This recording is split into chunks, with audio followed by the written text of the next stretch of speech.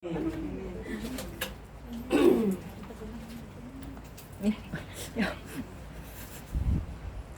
ko siya mula. Sa oras na to, I welcome the Holy Spirit to be with us habang tayo ay nag-aaral ng salita ng Diyos. We acknowledge the presence of the Holy Spirit because without the presence of the Lord, we can do nothing. Amen. Amen. Abound us, the grace of God will abound us as we study the Word of God today. Thank you sa pakikinig, sa ng mga may pandinig dapat makinig. Amen. Amen. Para maintindihan natin, para mas lalo natin maintindihan ang salita ng Diyos. Ang ating pagbulay-bulayan ngayon ay sinabi sa Hebrews 12:2, looking unto Jesus, the author and finisher of our faith. Amen. Basahin natin the whole verse. Let us fix our eyes on Jesus, the author and perfecter of our faith, who for the joy set before him endured the cross, scorning his shame, and sat down at the right hand of the throne of God. Tinuturuan tayo, sabi na call to look on Jesus emphasizes the demand or need for the believers to direct their attention, focus, and trust towards Jesus. Kasi si Jesus, siya lang ang daan, siya lang ang buhay, siya lang ang katotohanan. Diba sabi sa John 14:6, I am the way, the truth, and the life.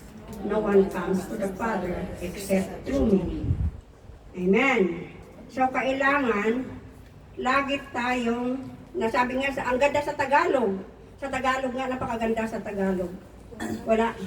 Yung, sino ba yung may Tagalog dyan? Tagalog. Okay. Hello. Welcome.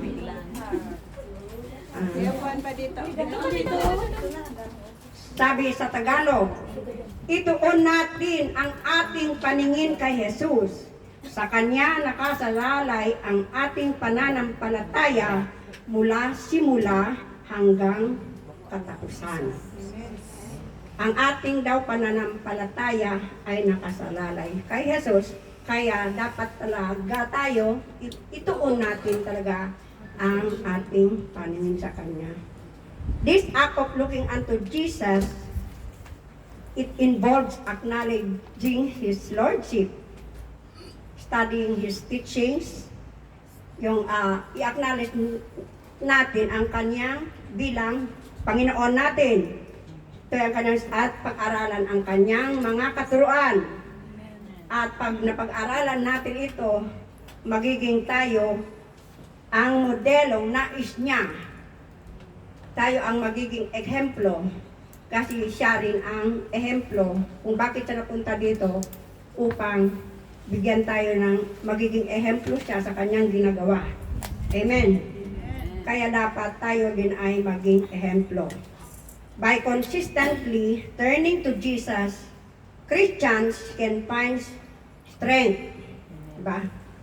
Pag tayo nakatuon kay Jesus, we can find strength, guidance, comfort amidst of trials. Lahat. Any imperfections, disappointments, discouragements, pag tayo nakatuon ang ating paningin kay Jesus, ay hindi tayo mabubuwal. Amen. Through Jesus, we can overcome any challenges. Jesus never promised na magiging maganda ang ating paglilingkod. Sinabi niya, pero sabi niya sa kanyang salita sa John 16:33, sabi niya doon, kayo ay makakaranas ng makakaranas daw ng troubles. Troubles, ano Tagalog ng troubles? You can ma-experience daw natin ang troubles, pero sabi niya, I already overcome the world. So pag na-overcome niya ang mundo, ay ma-overcome din natin. Kasi siya ngayong nagsasabi na dapat nakatuon tayo sa Kanya para hindi tayo mawawala. Amen! Amen.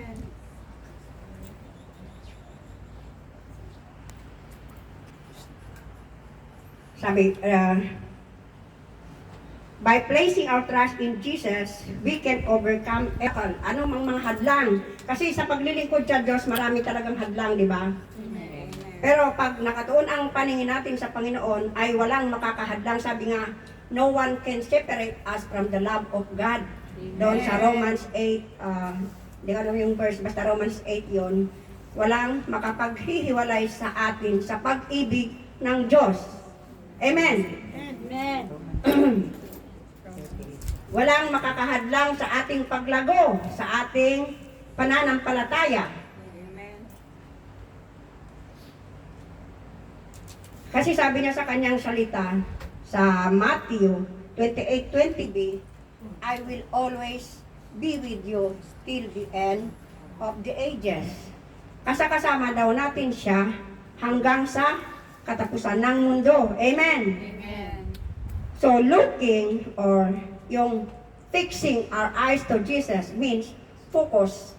Kailangan focus. Sabi nga dito, it directs us to focus. Amen. Halimbawa yung mga bagay na, di ba, yung pagpunta natin dito sa Hong Kong, example, di ba, nakafocus lang tayo, ano ba yung mga dapat natin gawin? Wala tayong ibang iniisip kundi ano yung mga requirements para tayo ay makapunta sa Hong Kong, especially sa exam, di ba? Pag exam, gusto natin makapasa sa exam. So nakatuon tayo para makapasa tayo. Ang gusto natin tayo ang mangunguna sa exam, di ba? Sa school, yung kailangan. So, anong ginagawa natin? Nagpo-focus tayo sa pagre-review 2020 sa ating mga lessons para sa ganon hindi tayo zero sa exam. Amen. Especially, nakakatuwa kasi yung mga graduates ngayon sa college. Grabe, yung sa amin.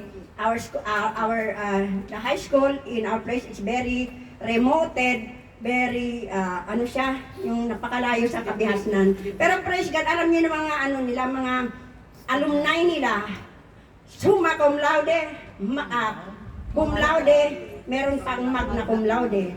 To God be the glory. Kasi, ang ginawa nila, kahit na galing sila sa remoted areas, nung nagpunta sila sa bayan, nag-focus talaga sila, kaya walang makapagsasabi, ano man posisyon mo, ano man yung kalagayan mo sa buhay, mahirap ka man, mayaman ka man, walang makapagsasabi kung ano talaga ang inilaan ng Diyos para sa iyo, di ba? Meron at meron, lahat, bawat isa ay may inilaan ang Diyos sa taas. Sabi nga niya na ang plano niya sa atin, siya lang nakakaalam. Amen. So, anong gawin natin? Lagi tayong focus. Nagpo-focus tayo sa ating Panginoong Yesus. Sabi dito, looking or fixing our eyes on Jesus, turning our attention to the instructions, to the position and admonitions to the Lord. It means relying on Him. Yung lagi tayong sa pagtuturo, hindi we always relying on the Spirit to move. Kasi apart from the Spirit of God, we can do nothing. Amen. Kaya before pa ng every pag-aaral, Lord, samahan mo kami. Samahan mo ako sa pag-aaral dahil wala akong kaalaman. Kahit sabihin minsan, may nagsasabi sa akin noon, kayo ay nakapagtapos kayo ng college. Hindi, kahit nakapagtapos ka ng college, pag hindi ka mag-focus sa pag-aaral ng salita ng Diyos, wala rin. Kasi ang karunungan at yung kaalaman ay magkaiba. The knowledge is, yung knowledge, we acquire it in doing yung may mga facts na makamundo. Pero yung karunungan, the wisdom from God, ay galing lang yun sa Panginoon. So kailangan talaga yung hihilingin natin, focus tayo paghiling natin sa Panginoon ng karunungan upang sa gayon ay tayo ay kung ano ibinigay sa iyo, nagagawin mo, ay magagawa mo sa tulong niya, di ba? Sabi nga, the wisdom from the Lord is the beginning of learning. Amen. Amen. So we have to trust in Him. Looking is also mean focusing and gaze on Jesus with confidence. Pag nakapokus tayo sa ating Panginoong Yesus, ano man mangyari, ano man mga sirkumstansya, ay hindi tayo mawawala.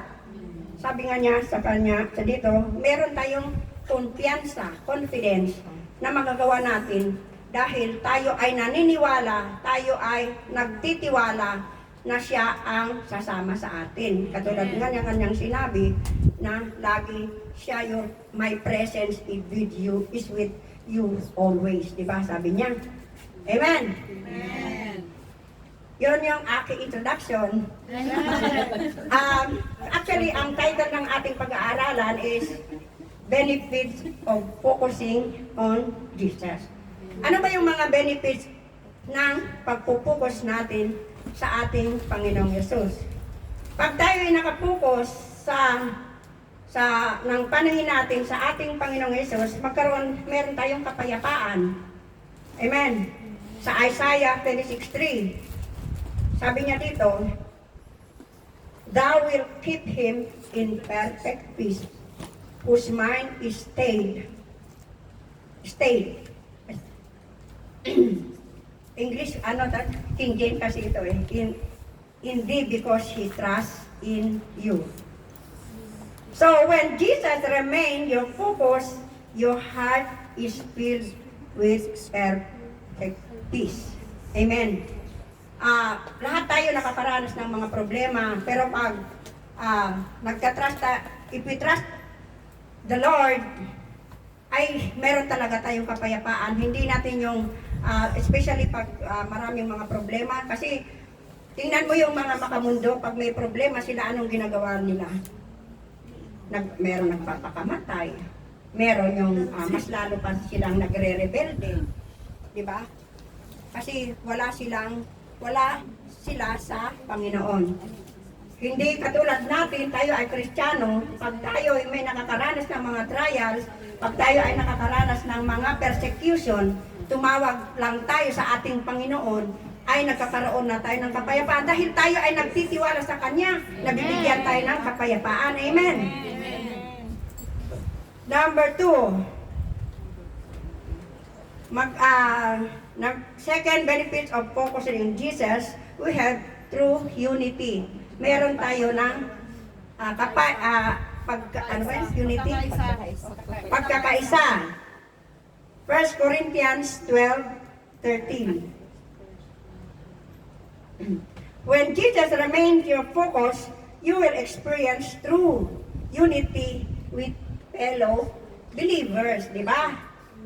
Yung masaya tayo kasi tayo ay laging nakapokus. Wala tayong, di ba nagpupunta tayo, ito pinag-uusapan natin ang kabutihan ng Diyos. Lagi tayo nakapokus doon, hindi tayo nagsasalita ng sa mga bagay-bagay na hindi sa Diyos.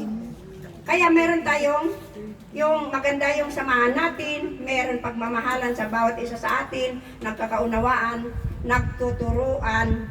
nagtutulungan. Amen. Kasi minsan, ewan ko lang po pero hindi ko naman sinasabi na pero lahat naman tayo natuturuan. Minsan kasi, one time nakita ko hindi ko naman this is only parang example lang. Nakita ko that time nung naghalilay tayo nung statutory, di ba? Saturday. Awang-awa ako kay Pastor Adona kasi nag-isa lang siya. Lahat siya namimili, siya nagpe-prepare, siya nagluluto, lahat-lahat. Kaya sabi ko, hindi maganda yung ganun. Dapat, meron tayong initiative, bawat isa sa atin, na magtulungan. Hindi natin pababayaan yung kapwa natin na nahihirapan na mag-isa lang siya. To God be the glory. And this is si Bel, alam mo yun, Sister Bel, siya yung tumulong na nagluto. Kasi wala talaga. Pero I think, kasi na-open naman sa Zoom, so siguro naging okay na sila. Kasi lahat naman, hindi mo makikita ang mali mo talaga kung walang tayo yung mirror natin ang bawat isa sa atin. Hindi natin alam yung ating pagkukulang pag walang nagsasabi. Amen? Amen. Yun lang, kaya maganda yung samahan natin. We are bound by the love of God that cannot be broken. So, when we are focusing in the goodness of God, that is the goodness of God, Jesus, siya ang sacrificial lamb for us upang sa gayon ay malinis tayo sa ating mga kasalanan. Amen. Pag malinis na tayo, pag tayo ay napatawad na sa ating kasalanan, meron tayong makakapunta na tayo sa kaharian ng Diyos. Kasi yan naman sinabi niya, di ba? Sabi niya doon na sa Acts 16:31, if we believe in the Lord Jesus Christ, we will be saved, we and our household. Tapos sabi niya doon, if we confess our sins, He is faithful and just to forgive us and cleanse us from all our unrighteousness. Because if without Jesus shedding blood on the Mount of Calvary, there is no remission of sins and there is no salvation. Amen. Sabi nga na, Lamb of God who takes away the sins of the world, have mercy on us. Diba? Kaya, marapat lamang na tayo ay mag-focus sa ating Panginoon, especially sa ating paglilingkod. Kung meron tayong nakaatang na obligasyon, mga responsibilities, gawin natin. Magiging ehemplo tayo sa iba. Amen. Sa ating mga kasamahan, especially sa mga bago. Amen? Amen. At ba, magiging, we should be encourager. We should be an encouragement to everyone. Number 3. If we focus on Jesus, magkaroon tayo ng spiritual stability. Spiritual stability. Matthew 7:24. Sabi dito, anyone who listens to my teaching and follows it is wise, like a person who built his house on the rock. Amen. Amen. Ano ang ibig sabihin? When we remain focused on Jesus, we will be firmly established. You won't be moved by every opinion. We won't be moved by any persecution.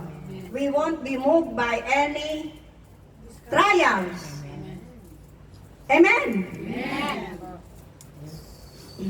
So if we abide faithfully, steadfastly sa ating Panginoon, sa Kanyang salita especially, hindi tayo madadaig ng ating problema. Ang isa dito, pag meron kang spiritual stability, pag ikaw ay nanampalataya na may gagawin ang Diyos sa iyo, huwag kang no doubt, don't doubt it. If we believe, talagang ipagkakaloob ng Diyos, kahit sasabihin na imposible, but in God, nothing is impossible. Amen. Amen. So if we trust God, He can do anything. Lahat ng bagay. Pero pag tayo ay meron pagdadoubt, talagang hindi mangyayari. Kasi pag tayo ay nagdadoubt, it is a sin to doubt. Amen? Amen. If we pray, we should trust. We should believe. Kasi paano ka mananalangin kung hindi ka naman pala nanampalataya, hindi ka naniwala na may gagawin ang Diyos. So every time we pray, but there are prayers that cannot be answered. Bakit? Kasi alam ng Diyos kung ano ang para sa atin. Amen. Only God knows what is best for us. Amen. Kasi meron talaga tayong panalangin na hindi talaga nasasagot. Sino ba nanalangin na, Lord, yung yayaman ka talaga? Sometimes, God don't answer our prayer. Sometimes, yung nag-ano nga sa, bakit hindi sinasagot ng Panginoon. Pero, to God be the glory, ako hindi, very simple lang aking panalangin sa Diyos. Makapaglingkod lang ako sa Kanya.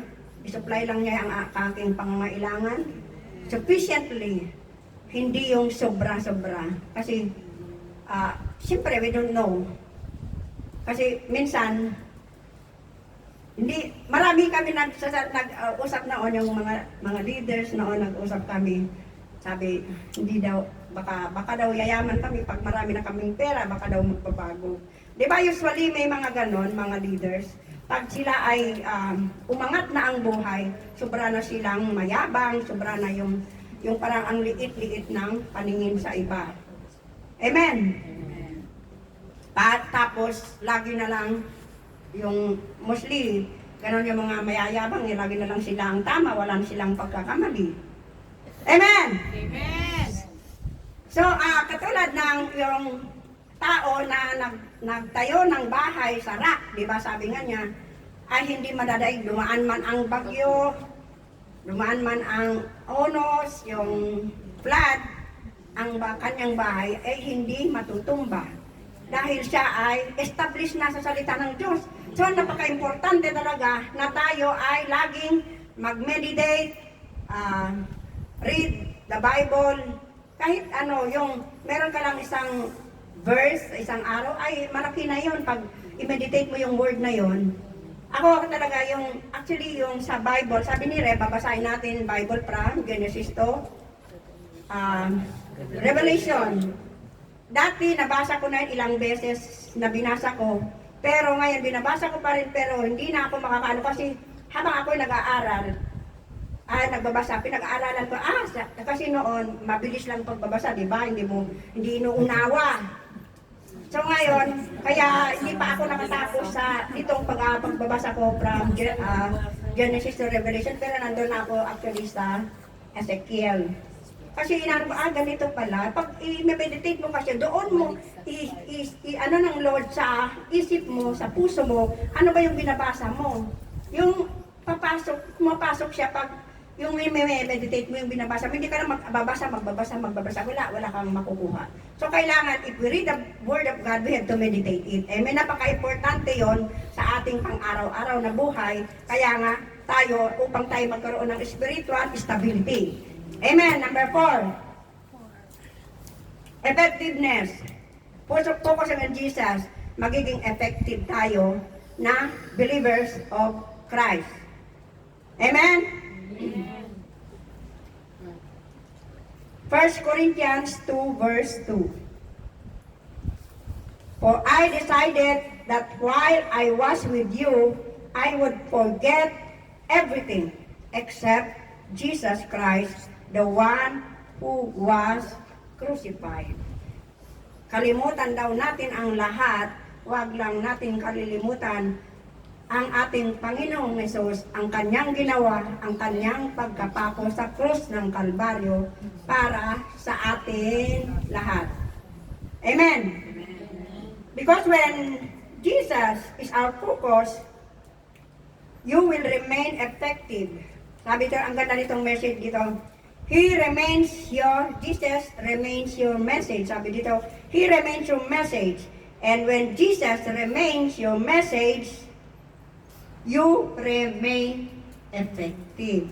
Totoo naman, di ba? Pag tayo lagi nakapokus sa ating Panginoon, kasi nakikita natin na nababasa natin, na pag-aralan natin sa kanyang salita, na dahil sa kanyang ginawa, nagiging effective. Halimbawa, yung salvation.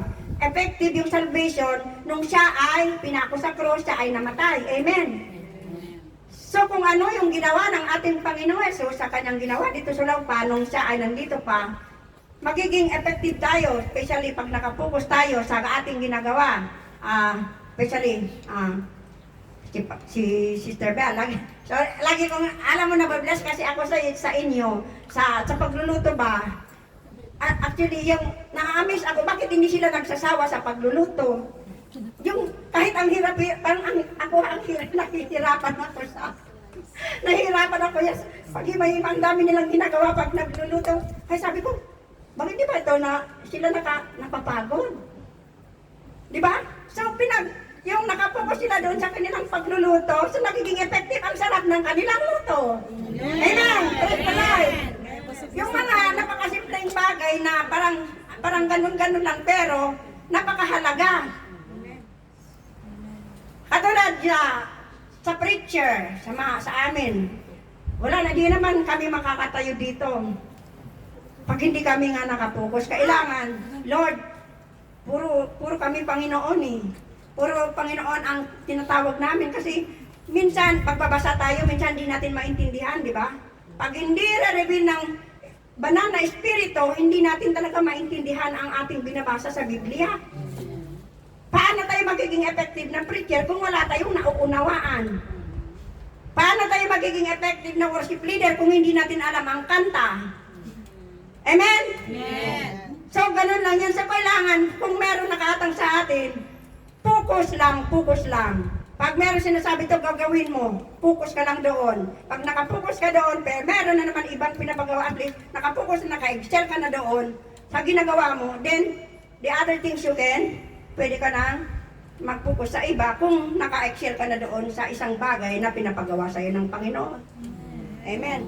Naalala ko lang nung sa music talaga, grabe yung pag-focus ko dyan kasi noon kasi wala talaga yung di ba sa piano.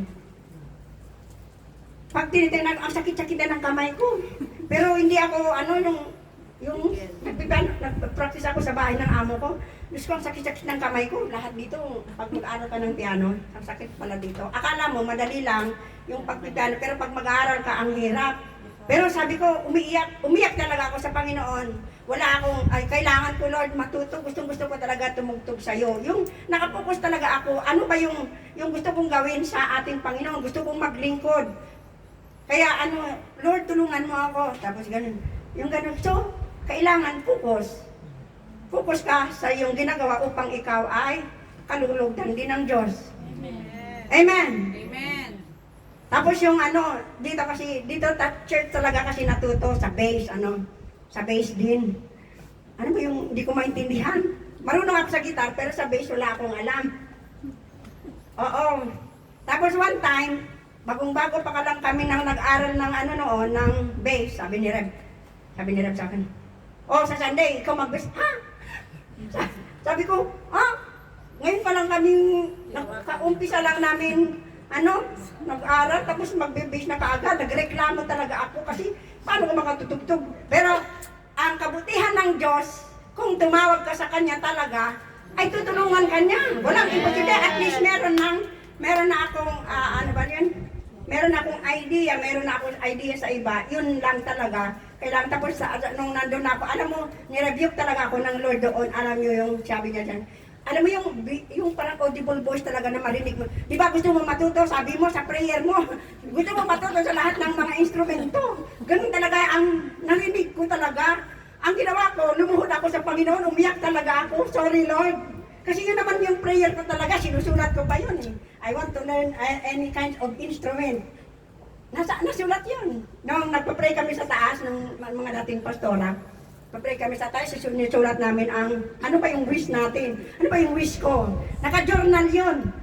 Tapos, yan, pinaalala ng Lord sa akin. So, dapat talaga, let us be sensitive kung meron binubulong ng ating Panginoon sa atin. Amen. Maraming mga pagkakataon talaga na ang Lord laging kumakausap sa akin. Kahit wala kang alam, pag tinuruan ka ng Panginoon, ay walang imposible. Lagi ko may example, magiging tubero tayo. Lahat magiging tubero. Dito talaga, puro tayong mga babae. Tubera. Alam mo yung nag-overflow yung sa toilet. Umiiyak ako dyan kasi hindi rin ako tinutulungan nung nagsasabado ako dati. Muulan pa. Naghahanap ako ng ano ba yung ipapalit ko sa toilet na to. Wala akong kaalam-alam. Tapos, umiiyak ako ng Lord, turuan mo naman ako. Anong gagawin ko? Diyos ko, kami. Mababaha dito sa loob. Alam mo, talagang asking sinasabi niya ginto. Yung parang hopeless na ako. Anong gagawin? Hopeless na ako pero meron siyang binubulong talaga. Alam mo yung dami kong naranasan na ganon. To God be the glory. For the glory of God, lahat ng bagay, walang imposible sa ating Panginoon. Amen. Kaya lagi tayong nakapokus. Dapat lagi tayong nakapokus sa ating Panginoon. Meron lang akong konti dadagdag dito kasi meron pa namang oras para maano natin. Amen. Actually, tapos na, effectiveness. Magiging effective tayo sa paglilingkod sa Diyos. Amen. Hallelujah!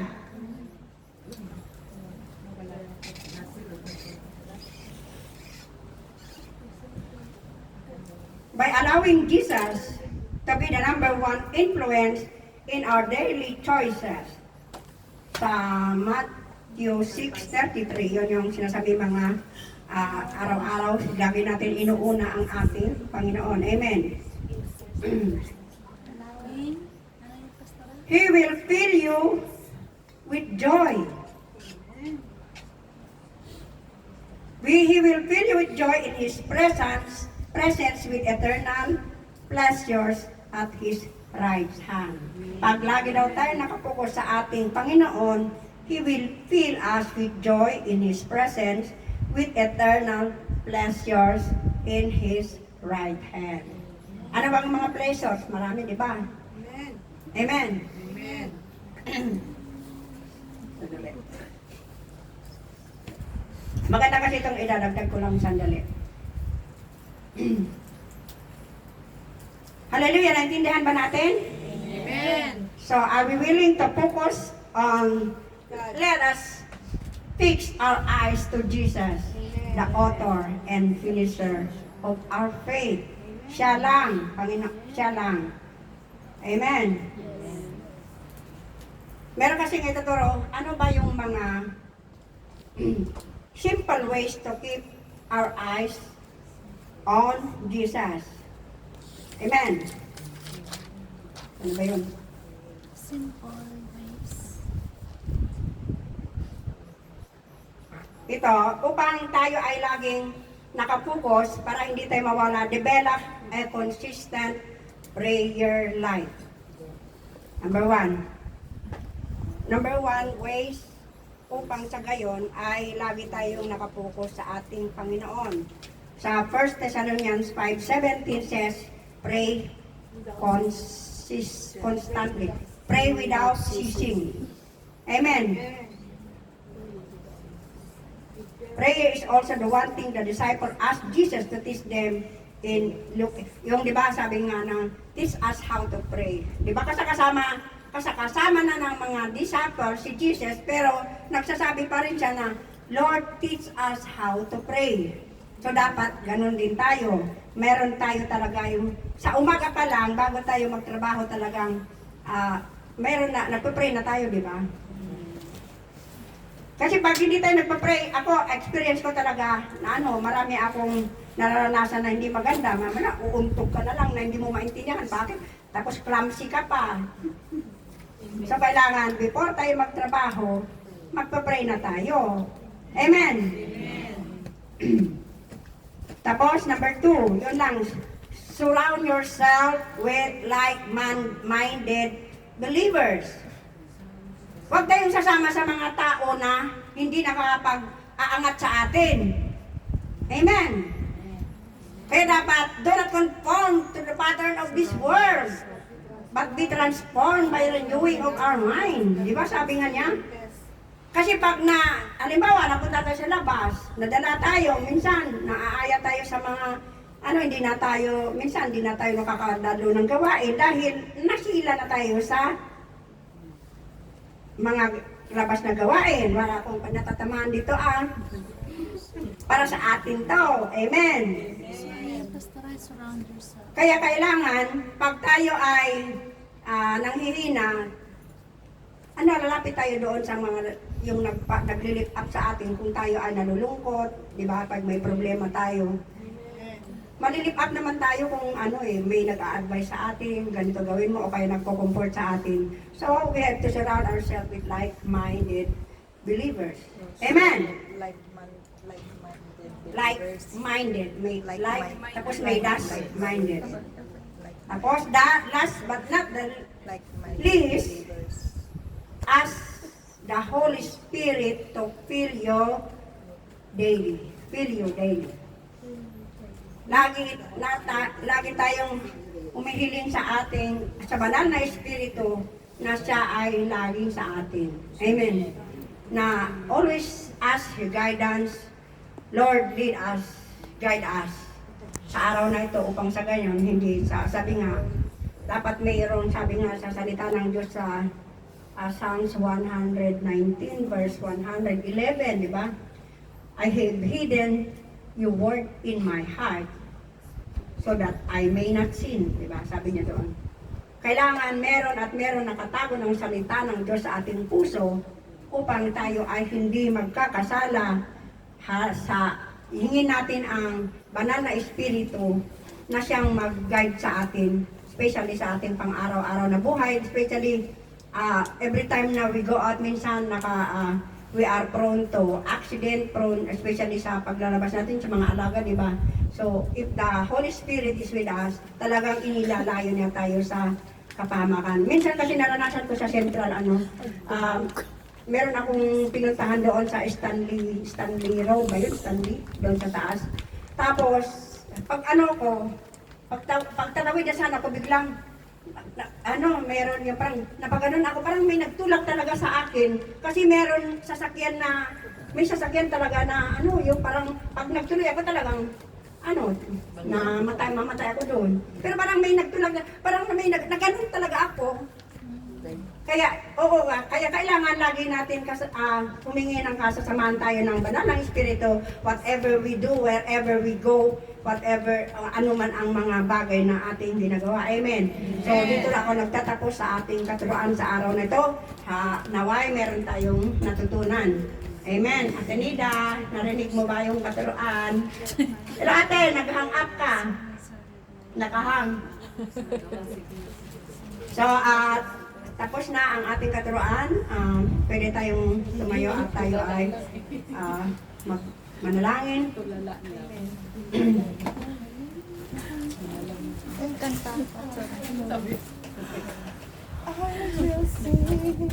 Meron lang ako sa conclusion ko.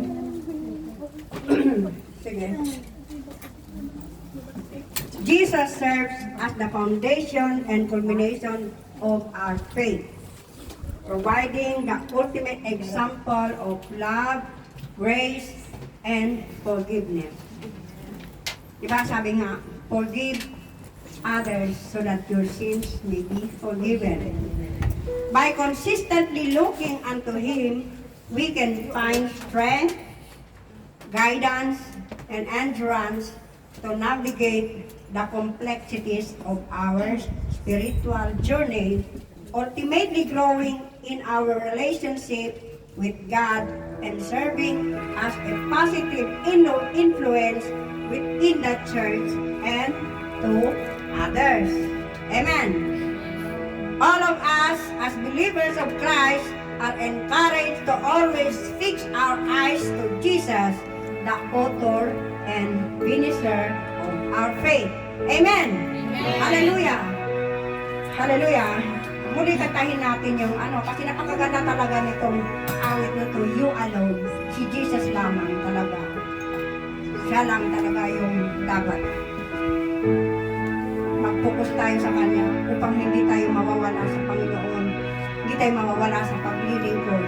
Siya lamang ang daan upang tayo ay hindi mahilihis ang ating daan patungo sa eternal life.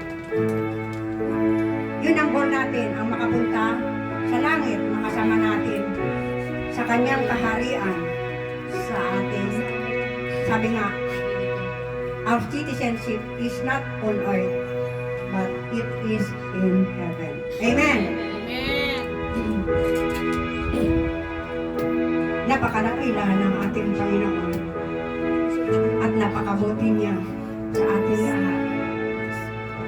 So marapat lamang na ituon natin ang ating paningin sa Kanya upang sa gayon ay hindi tayo matitisod, hindi tayo mawawala sa Kanya. Sabi naman niya sa Kanyang salita, the eyes of the Lord is upon His people. At marapat lamang na ibalik natin sa Kanya ang ating katapatan tapat siya sa atin. Kaya dapat tayo din ay maging tapat. Hallelujah. You are wonderful, beautiful, to marvelous words. You only close and warm my heart. I will live for you. Amen. We will live for you, Jesus. Only into your cause to stay forevermore.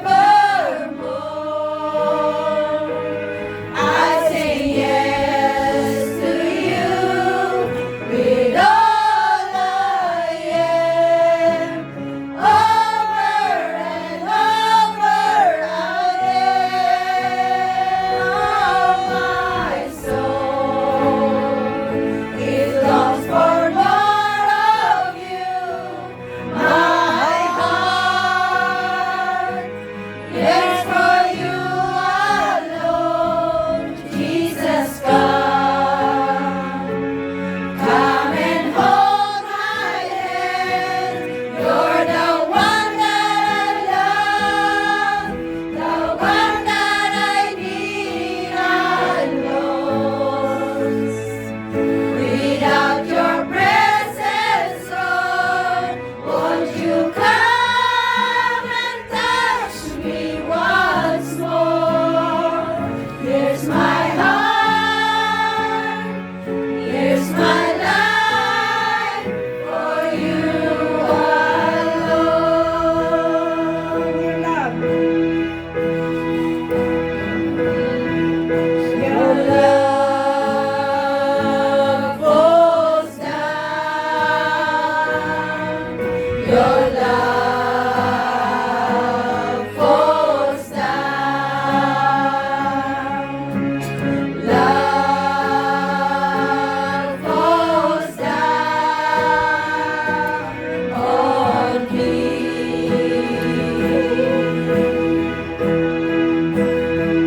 Your love falls down. Your love falls down. Your love falls down on me.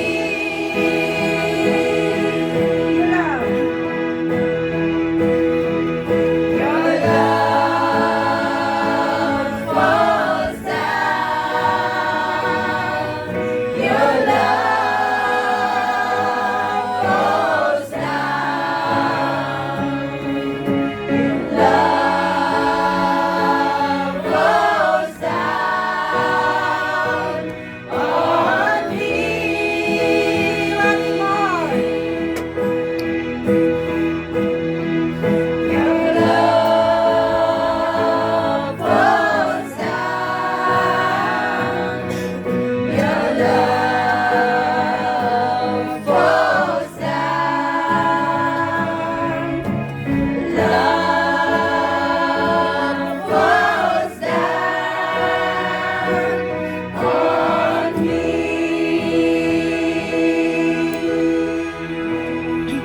Yes, Lord, maraming salamat, Panginoon. Matapos na nahuli namin, Panginoon, ang pinapagawa sa amin. Maraming salamat sa presensya mo. Maraming salamat sa mga salita mo. Lord, sabi mo nga sa'yo, sa awit na ito, hold our hands, Lord. Hindi mo kami hahayaan na mawawala sa'yo. You will be with us. Be with us always. Ito ang iyong pangako until the end of ages. Hindi mo kami iiwanan. Hindi mo kami pababayaan. Panginoong Jesus, maraming salamat sa lagi mong paggabay sa amin.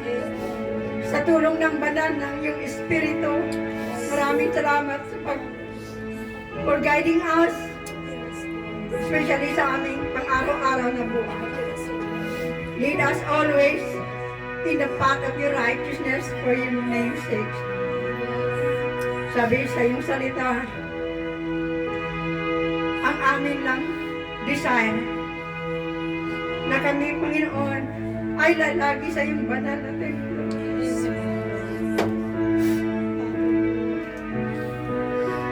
To gaze the glory of the Lord. Habang kami nandito sa iyong templo, banal na templo. Maraming salamat sa pagbibigay mo sa amin ng kapayapaan. Meron kami ng spiritual stability dahil lagi mo kaming binibigyan ng iyong mga salita na ginagamit namin. Anumang mga problema, anumang mga sirkumstansya ng buhay ng bawat isa sa amin. Alam namin, Panginoon, kami ay magtatagumpay dahil andyan ka lang lagi sa amin. Tabi, Panginoon. Hindi mo kami binibigyan ng mga pagsubok na hindi namin makakaya. Hallelujah, maraming salamat. At tulungan mo kami, Lord, that we will always fix our eyes to you. Because, Lord, you are the author, you are the finisher of our faith. At maraming salamat sa buhay ng mga anak mo nandirito inuna ka, pagpalain ang bawat isa. At Lord, patuloy, Lord, na bigyan mo kami na yung mga kung ano ang nais mo sa amin through your words. Lord, nakausapin mo kami, bawat isa sa amin, wala kang halampasan. Lahat ng mga anak mo na nandirito, Lord. Hallelujah, na patuloy na maglilingkod kami sa iyo. Hindi kami mawawala sa iyo. Anumang mga sirkumstansya ng buhay ng bawat isa sa amin. At maraming salamat din, Panginoon, sa buhay ng aming mga pamilya sa Pilipinas. Lord, dinadalangin namin na lahat, Panginoon, magkaroon ng kaligtasan sa pangalan ni Jesus. At maraming salamat at sa oras na ito, we claim, Lord God, but for me and my house, we will serve the Lord. Amen, Lord. Hindi ka sa darating ang araw, kami sama-sama, Lord, na maglilingkod sa iyo, buong pamilya. Yes, Lord, nothing is impossible to you. Ikaw ang hihipo sa aming mga pamilya na hindi pa nakakilala sa iyo. At they will seek you, Lord God. They will seek your temple in the mighty name of Jesus, because it's only you, O God, that we have the salvation. Ito ang aming samot dalangin. To God be the glory in Jesus' name. Amen.